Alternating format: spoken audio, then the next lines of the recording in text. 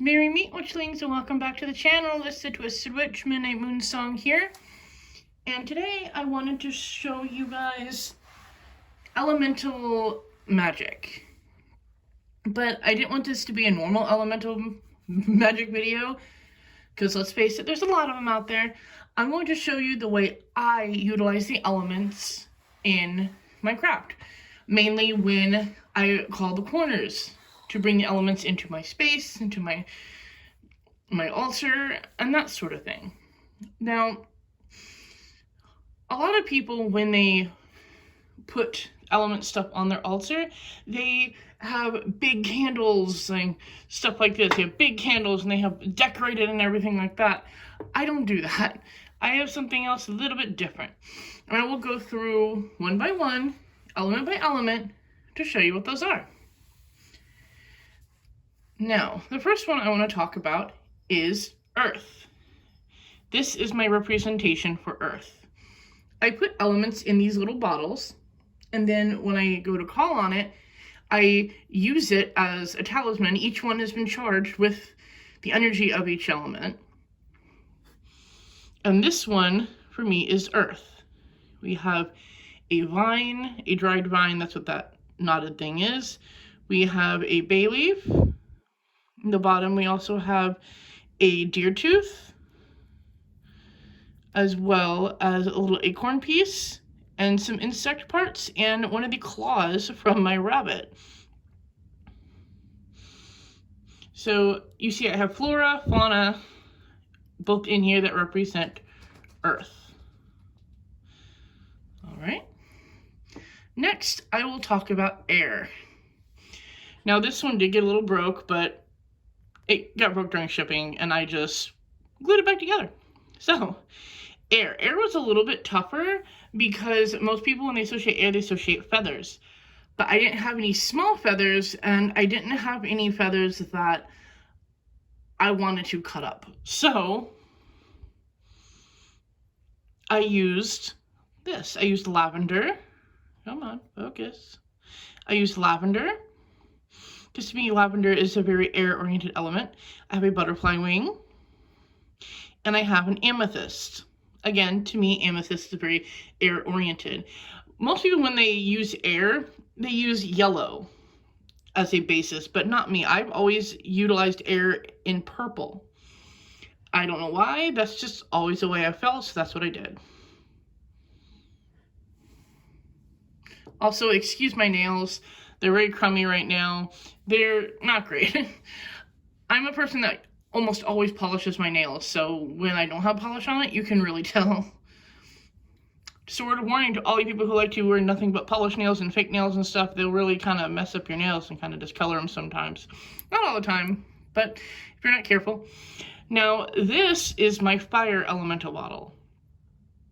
It has cloves in it, as you can see, and it has a tiger's eye. It's a raw piece of tiger's eye. It was actually a little bit difficult for me to think of something for fire.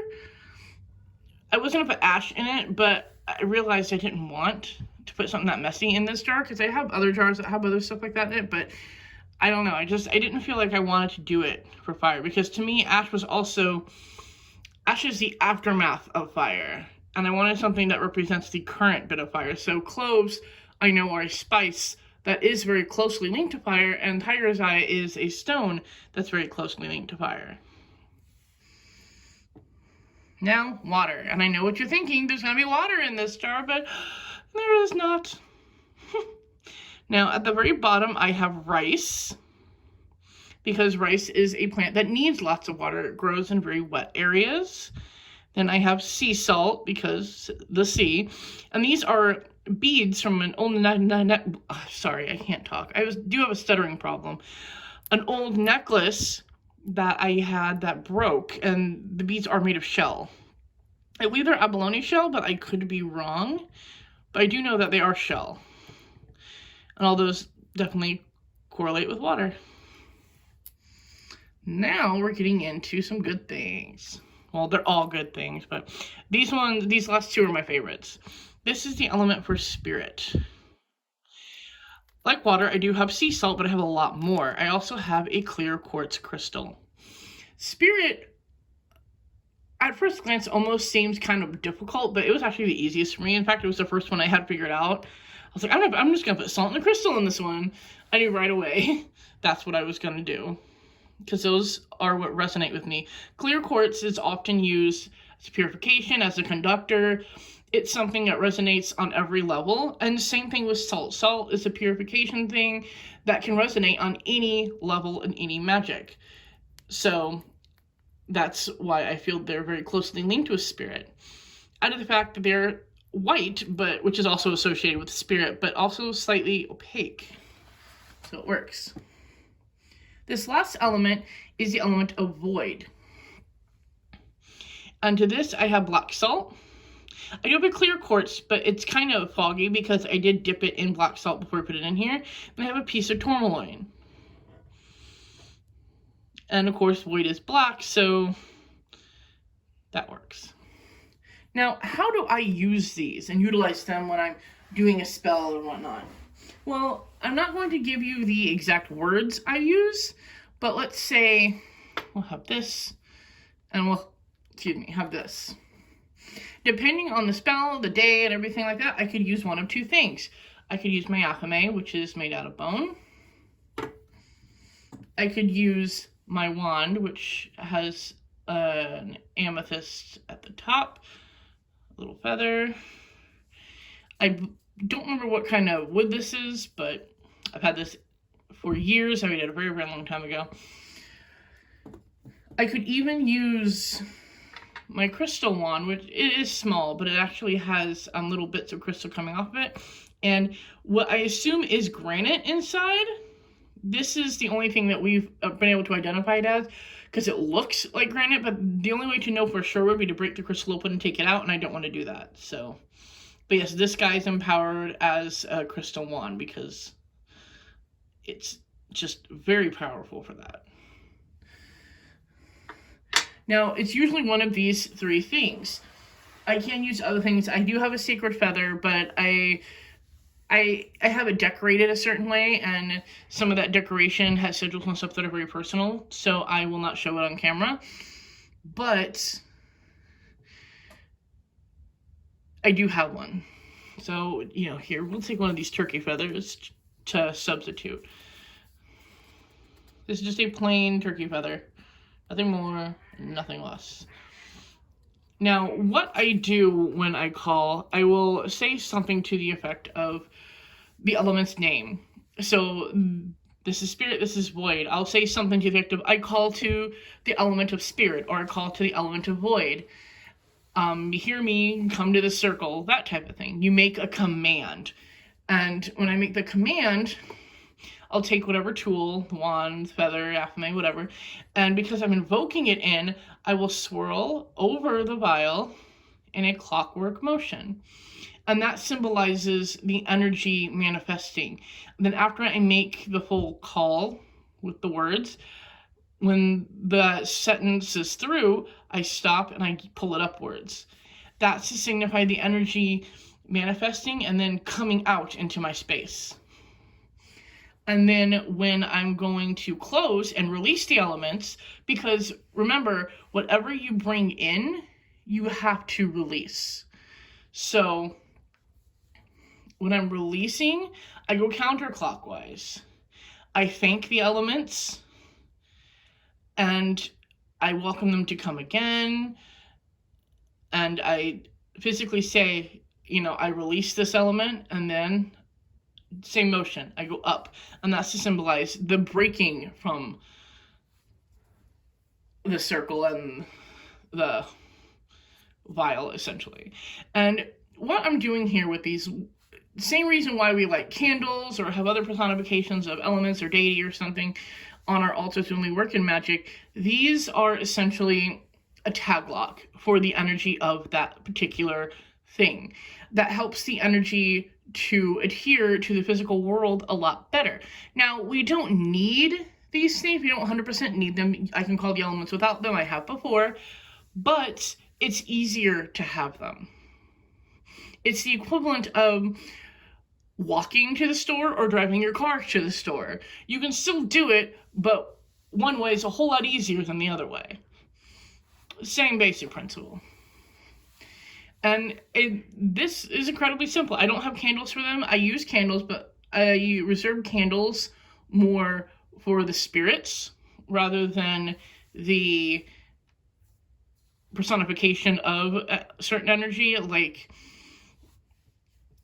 the elements, for instance. I have other personified energies that I use that I don't have candles for, but they are represented a specific way. But yeah, that is pretty much it. That is how I work. It's how I call the elements. And when I do call the elements, I don't call them for any one particular thing. Like, I don't call fire element when I'm just doing firework. I don't call air when I'm just doing air. I open the circle and call all the elements in to create that balanced energy, because I believe very closely in working with balance in this craft. And when I have them all there, all the energies swirling around one another, they all work in tandem with each other because they all have strengths and they all have weaknesses. And that's one thing that some people, for some reason, gloss over when they talk about this, is that all the elements can work together. They can. They can work together in perfect harmony, but you have to know how. And yes, there are going to be elements, for example, fire and water, that are very opposing to one another.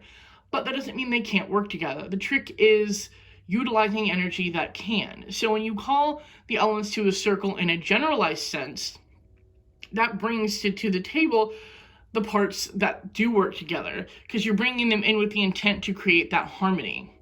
Now, if you're utilizing and singling them out, like singling out certain specifications for water and fire, you would probably call them separately in a different way, and in a way that doesn't meld them together. And you would single out the parts when you're calling forth them. Like, for example, if you're calling forth water or fire, or here, how about this? Since we have these files out, the fire and the earth. If you're not careful, fire can destroy earth. It can completely destroy it. So you need to be careful and utilize what part of earth you're calling with fire. You can use fire as the passion and the energy, while the earth you can use as the nurturing substance rather than just the blatant earth magic. Because like all things, there are multiple sides or multiple uses for each one. There are positive aspects and negative aspects. And if you're trying to utilize the energy, you're going to call earth as a fuel specifically to that fire. Its purpose is to help fuel the fire energy. Its purpose is to not create its own thing, because the fire energy is supposed to ignite. So the fire energy, for this particular purpose, can douse it, and that's not what we want. So we create a space utilizing these two in tandem, and then if we need to, we call forth earth in a different sense. We have to take what we have here and ignite that energy that way, and then come back to earth and reignite it in a different way and utilize it differently after we've directed these energies accordingly. So after we've built up the fire to put in the energy and that passion, then we take that fire away, and then we use the earth to maintain and work with additional things. So we can even bring in the water element to nurture earth and nurture the new energy we're trying to pull from earth to bring it up. And then once we have that energy there, we can take those energies from the original fire and earth combination and the earth and water combination and utilize those together and mix them properly. That way, none of them cancel one another out. It's kind of like when you follow a recipe, certain things you have to add in first. You can add everything in all together, but sometimes the reaction of them coming in all together will have a bad effect. So you need to, let's say if you're baking a cake, a lot of times it'll say cream your butter and sugar before you add it into the flour mixture. And that simply means to mix your butter and sugar together, because that will utilize those two ingredients to their fullest. You can mix them the other way, but the cake is going to come out with much more flavor if you cream the butter and sugar together first before adding it in. Similar concept. You got to know how to mix the elemental energies accordingly and then bring them all together. And for me, though, when I do a lot of my work, like I said, I don't use as many of the elements in other ways except for like the basic draw them in, call the corners, open the circle type way. Because I utilize my spirits and spirit helpers and that sort of thing. When I actually cast the spell, the elements more or less are just to give the additional push of energy. But yeah. Well, I want to thank you all for joining me here. I know it's been a while since I made a video.